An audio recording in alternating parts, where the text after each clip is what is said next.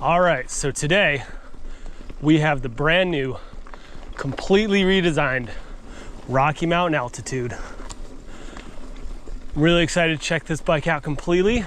There's a whole lot of new things here, so we'll go over that in a moment. Before we get into it, please like, subscribe, and let me know what other bikes I should check out. And if you need anything for yourself or a new ride, check out Jensen USA. The link is in the description below.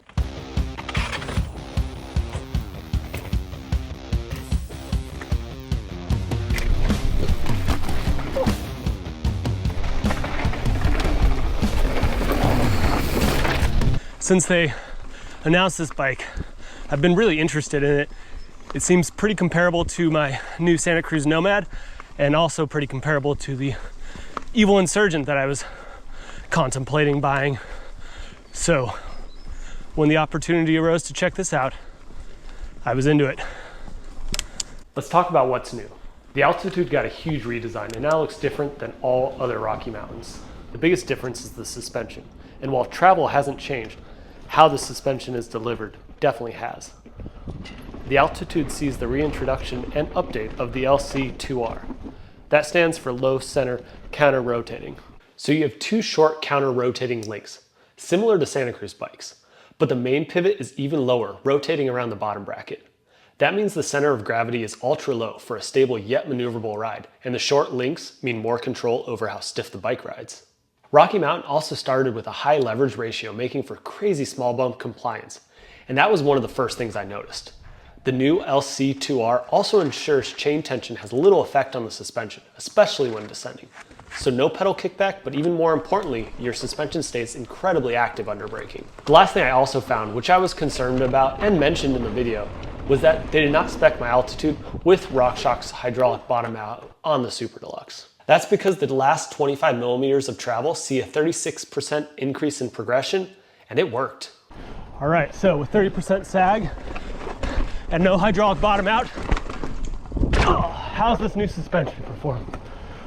That wasn't too bad. I did my best to bottom this bike, as well as hit some rather gnarly features. All this to find my ankles didn't hurt, and while the O-ring was slammed, it was never harsh or felt uncontrolled. Another update is the Penalty Box 2.0. And check this thing out.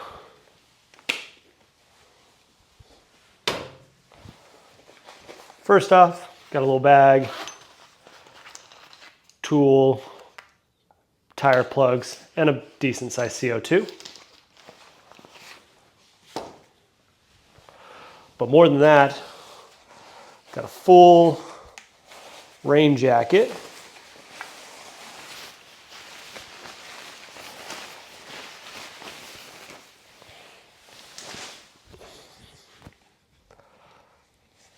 Pair of socks, in case my feet get wet. And an extra t-shirt, in case I sweat through what I already had. All jokes aside, it is huge in there, so be careful what you put in there because it may be hard to get out. You still get a ton of adjustment from the Ride 4 system, which I like because the Ride 9 system was a lot, and probably more than most people could ever try or really feel. However, on the adjustment side, you still have more than enough. It's just more singular than before, and I think more impactful. The reach adjustment is done via headset cups, and are pretty easy to change. What wasn't so easy was the flip chip to run the Altitude either full 2.9 or mixed. I managed to swap it, but it probably would have been quicker just to remove the crankset and chain guide, so it was fairly involved. That said, it made a noticeable and important difference. When set up with mixed wheels, I wasn't striking pedals, and the bike had the more placeable and precise feeling I've come to love, similar to other well-executed mixed wheel bikes. I'll cover it more in the Geo section, but you also get all the updated geometry you'd expect, including size-specific rear ends and a significantly steeper seat tube and slacker head tube. Let's jump right into that Geo. I rode the size large in several different configurations. The reach is adjustable from 470 to 480, and I spent the majority of the time with it set up 475 or 480.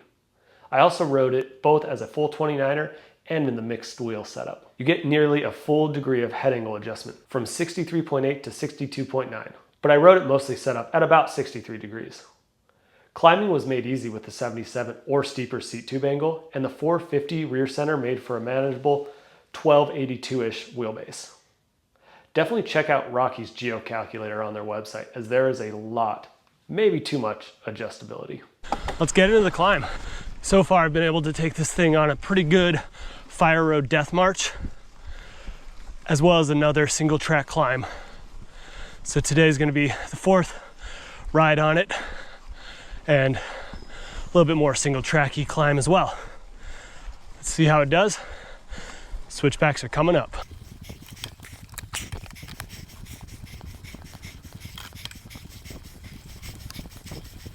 All right, so around this first switchback, not a problem at all. Good body position. I may have shifted my weight slightly forward, but not too noticeable.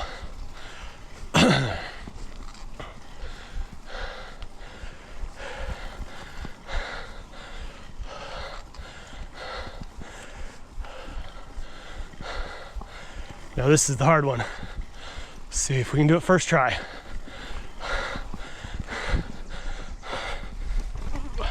And fair bit of effort, but first try.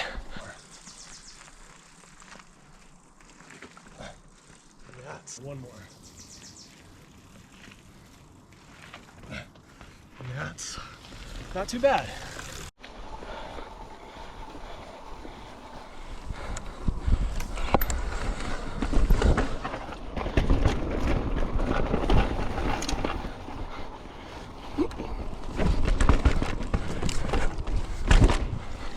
Ooh, it's gotten loose out. Still see some moisture underneath, but that's surprising.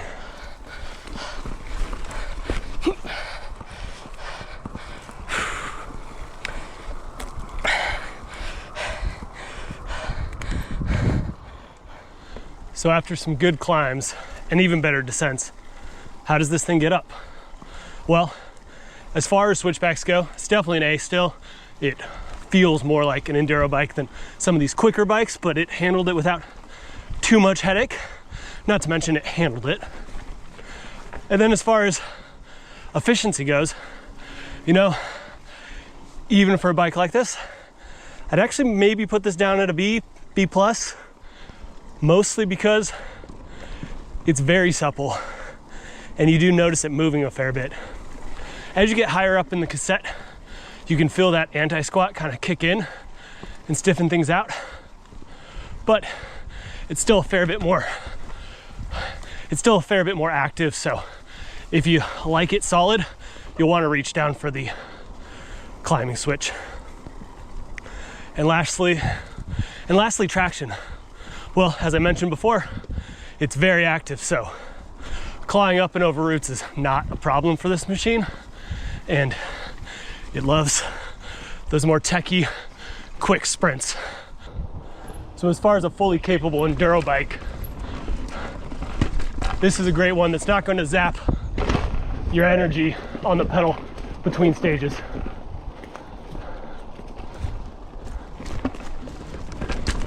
But now, let's get into the fun stuff.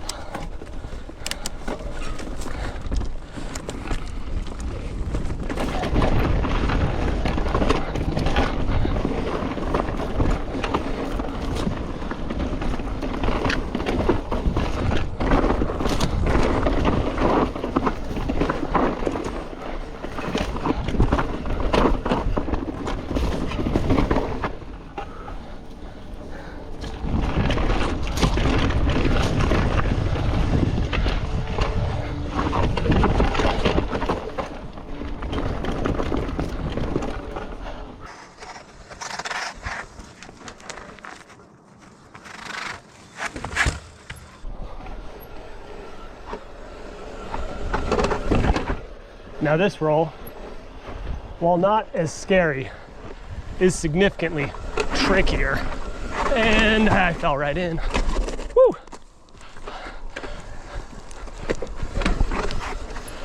Let's see if we can do that better.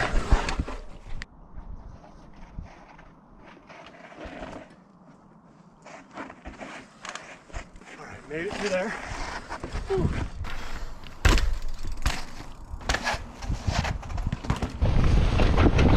So it has this thing descend? Well, woo! I gotta say, descends with a ton of control. And the traction out of this new suspension is ridiculous. A large part of that is you can really control this bike with your heels. It loves that heels down steering.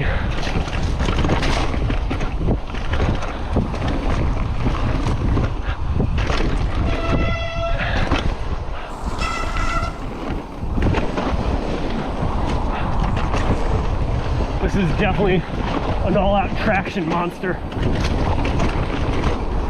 It loves going fast. How would I describe the new Rocky Mountain altitude on the descent? In one word, fast. Some bikes are quick and darty, where you're constantly steering and correcting. This bike slows the trail down and encourages you to look ahead. Are you worried about that rock or root? What rock? What root? They're already behind you. Look farther ahead. There's an extremely fun section of trail leading up to one of my favorite step downs. It has some great turns and some little pockets to transfer. All you have to do is get up to a nice cruising speed, rail a mid-sized berm, and pull up. Nice. With the altitude, I was doubling up these pockets, and when I hit the berm, it was so quick I nearly shot off the trail. I had to speed check to do it properly, and that's how this bike felt over and over again. It was like I wasn't going fast, but all of a sudden I was over everything. There are a few bikes I've ridden that feel this stable, and it certainly has to do with that new suspension. Where some bikes start to bounce around when things get chunky, the altitude sticks to the ground, and you always have traction, to the point that it feels more like a coil. This was also evident on the steeps. It never felt as if I was skidding out of control. This leads us to another aspect I was surprised to feel. The center of gravity on this bike is low. That doesn't mean the BB is overly low or you're constantly hitting your pedals. It means the bike feels light and changes line with surprisingly little effort. At speed, small inputs easily correct mistakes, and while that may sound counter to my initial statement, I mean you can steer this bike with your heels and body. We all know that feeling of leaning a bike into a corner rather than steering through the corner. One you can do significantly faster and feels much better. That is the control I'm talking about, steering with your body rather than just your arms. So who's this bike for? That's an easy one. The rider or racer looking to highlight their strength or hoping to negate their weakness on the downhill. It wants to be ridden fast and encourages you all the way. That's not to say it's a pig at slow speed. With the low center of gravity, it encourages you to pump and be active on the bike. The rider that loves to tinker will also love this bike. Your terrain is going to be the ultimate decider, but for the all-day epic rides, set it up as a 2.9er. For days in the bike park, sending features, mixed wheels add to the maneuverability and confidence. Final thoughts. Rocky has something special on their hands. There are enduro bikes that pedal better and prefer to get airborne, but the altitude is no slouch. It doesn't need warp speed to come alive, but also slows things down when you're going so fast that your eyeballs begin to shake. New bike geometry has done a lot for making bikes more stable and confident. That's a win for new and seasoned riders. The altitude takes that and combines it with a suspension platform that turns it up a notch. Thanks for watching, and if you need anything for your ride or want to pick up one of these new Rocky Mountain altitudes, check out Jensen USA. There's a link in the description below. It helps support the channel. Goodbye.